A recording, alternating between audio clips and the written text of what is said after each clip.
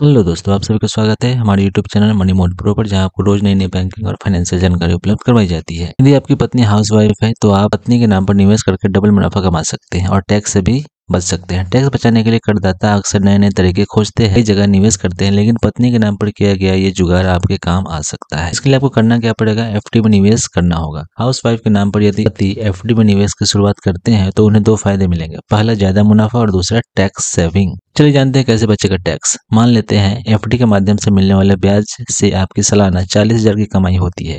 यदि आप अपने नाम से एफडी करवाते हैं तो इस पर आपको ही टैक्स देना पड़ेगा, लेकिन यदि आपकी पत्नी हाउसवाइफ है और पत्नी के नाम पर एफडी करवाएंगे तो टीडीएस के भुगतान से बच सकते हैं। ऐसा इसलिए क्योंकि पत्नी कमाई नहीं करती है, जिसके कारण एफडी से हुई आय से वह टैक्स के दायरे में नहीं आए। यदि लोअर टैक्स में भी आती है तो ऐसे में आप फॉर्म 15G भरकर टीडीएस कटौती से बच सकते हैं। दूसरा रास्ता है ज्वाइंट होल्डर भी बन सकते हैं। आप टैक्स बचाने के लिए ज्वाइंट होल्डर भी बन सकते हैं, लेकिन इसमें एक बात का ध्यान रखना होगा कि आपको पत्नी को फर्स्ट होल्डर बनाना होगा।